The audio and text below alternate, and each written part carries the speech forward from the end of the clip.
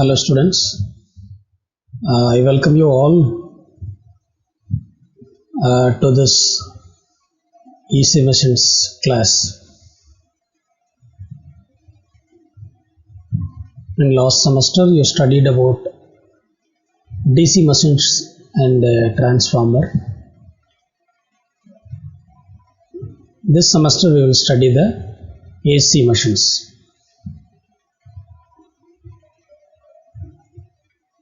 So in this subjects we are going to study the AC machines,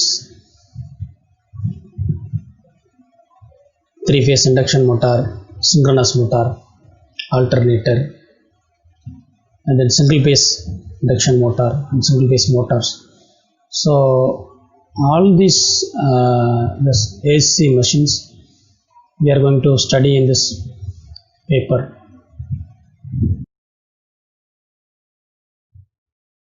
In this subject we have 4 units.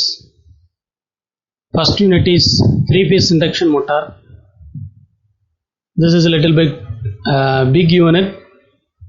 In that we will study the construction, working, and then rotating magnetic field characteristics, torque speed characteristics, and then concept of slip, frequency, relations between torque and slip and frequency, and starters, how we will start the three-phase induction motor, what are the starters we can use, and then speed control, how we can control the speed of three-phase induction motor in an application. So these are the things we will see in the first unit about three-phase induction motor. And in second unit we will study about alternator, three-phase alternator. In three-phase alternator, construction, types, EMF equation, and then what are the factors affecting the voltage, and then regulation, some other analytical part, calculation of regulations also we will see in three-phase alternator. And then third unit we will see the synchronous motor, principle of synchronous motor, and then what is the effect of excitation, and then characteristic curves, there is V curves and the inverted V curves, and then hunting, starting of the synchronous motor. These things and all we will see in the third unit, and the application of the synchronous motor also we will see in that. In fourth unit we will see the single phase motors.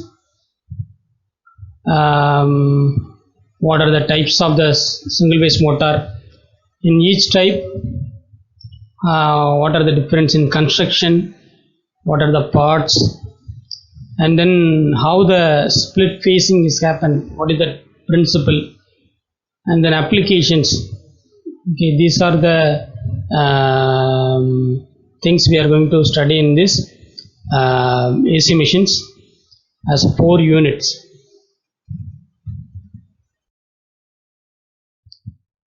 In this lecture we are going to see the introduction about the three-phase induction motor, and then mainly we are going to see about three-phase induction motor construction, and then slightly we will see the working principle of three-phase induction motor. So this is our objective, to understand the constructional parts in squirrel cage and slip ring induction motors, and visualize the rotating magnetic field and knowing the principle behind that.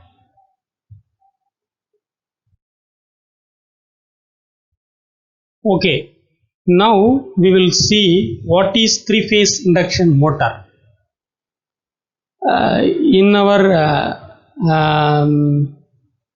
era, in modern era, industry is playing main role for the product any industry, we can see the induction motor. So we can say like this, most commonly used AC motor. Okay, wherever we are using the driving system, there we can use the induction motor. For a big level industry, we use the 3-phase induction motor. For domestic level, we are using the single phase induction motor for appliance. Actually this is called induction motor. We should know this is same like the transformer. In transformer we know that primary and secondary, two things is there.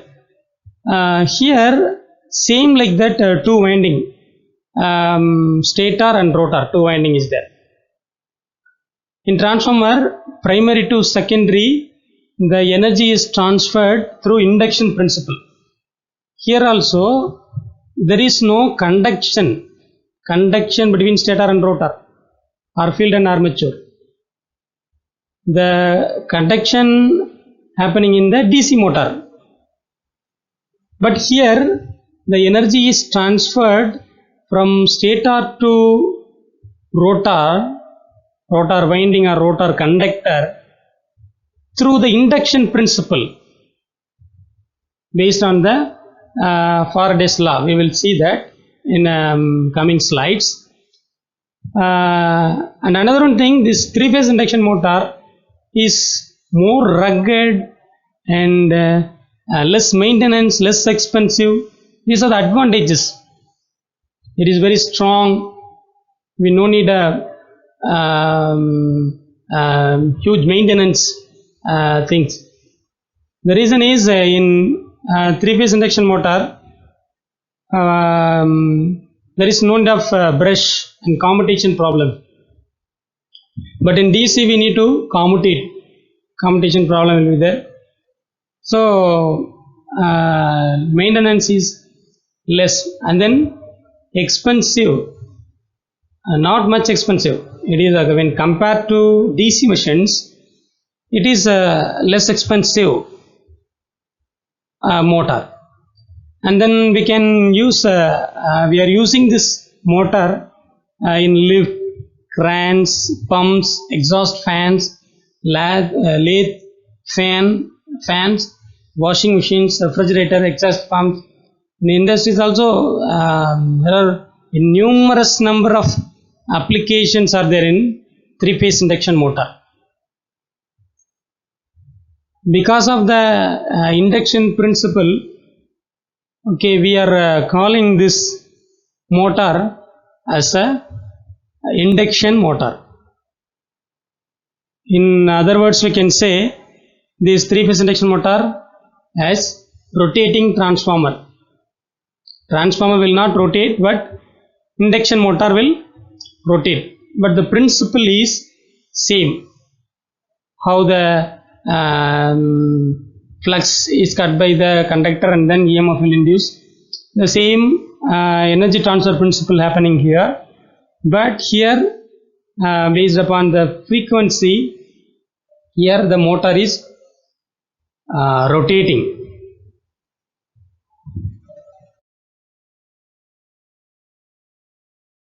Now we will see the construction. Actually in construction we are going to see the parts and functions of the induction motor. We can see in the image, these are the parts that is given here.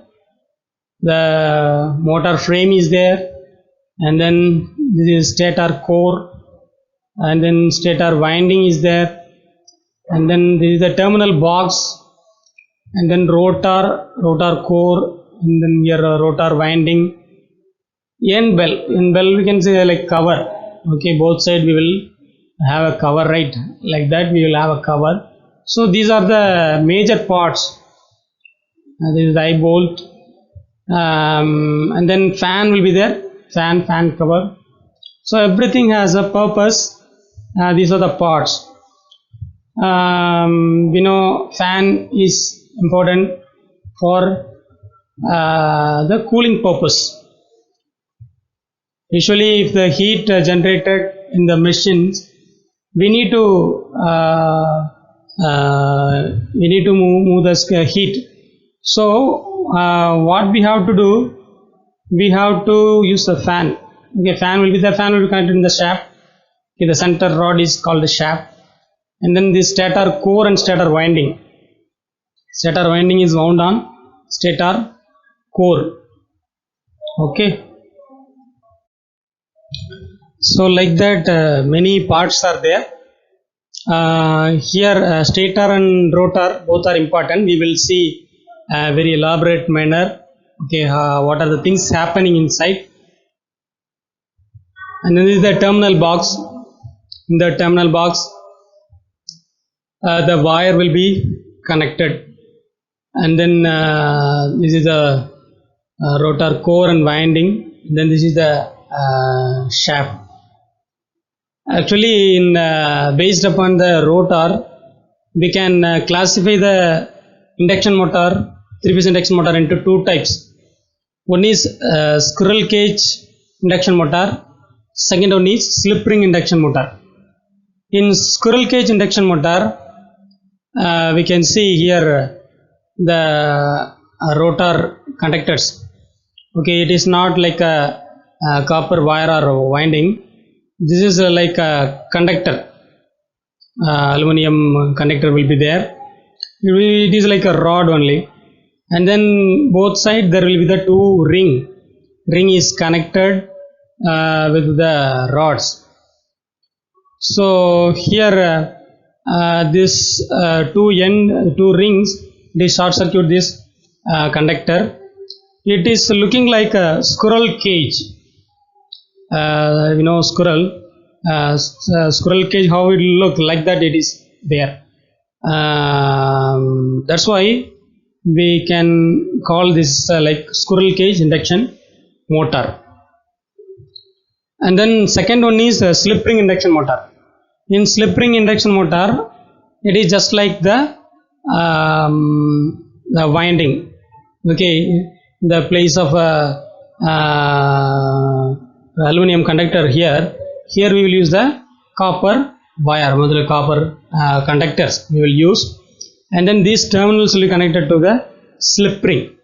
Okay, so we can say this is a wound rotor motor or slip ring induction motor. This slip ring is connected to these three windings. Apart from this, we can talk about this frame. This stator frame is connected with the stator core, and then this motor, the stator frame is made by cast iron. Then stator core and then rotor core, the core and all, it is made by the silicon steel, and then it is laminated. Laminated means thin sheets are taken and stamped together, and then it is made.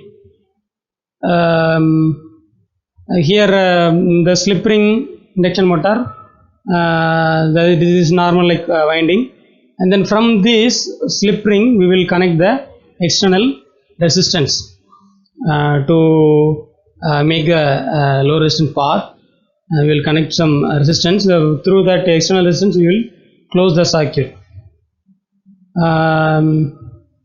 Now these are the important main parts. These are the covers and these things we have discussed already. Now we are going to see the important two parts. One is stator, another one is rotor. Okay, we will see point by point, so we can understand very clearly the construction. The stator consists of three-phase winding, which are placed in the slots of laminated stator core. The stator having the winding and core. As we discussed, the core is laminated one. In that core, the slots will be there. We can see here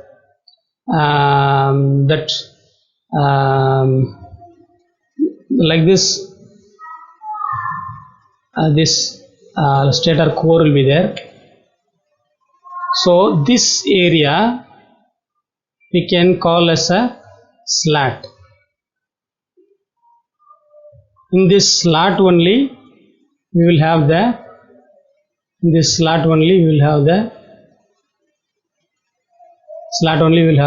winding. Okay, winding will be housed on the slots in a laminated stator core. This stator core is supported with a stator frame. Okay, this is supported with a stator frame. We can see here the stator frame is connected to the stator core, and then inside in the slot the winding is kept. Okay, here some wedges will be there. Okay, because for some safety purpose. Here in this stator winding we will have 3 single phase winding. Okay, so 3 phase winding, 3 winding will be there. We know in 3 phase R, Y, B will be there. Okay, R, Y, B. So these 3 phase is displaced by 120 degree. It is displaced by 120 degree. So in stator we can see the 3 windings, 3 phase windings. Okay, it is displaced in 120 degree. We can vectorically draw like this.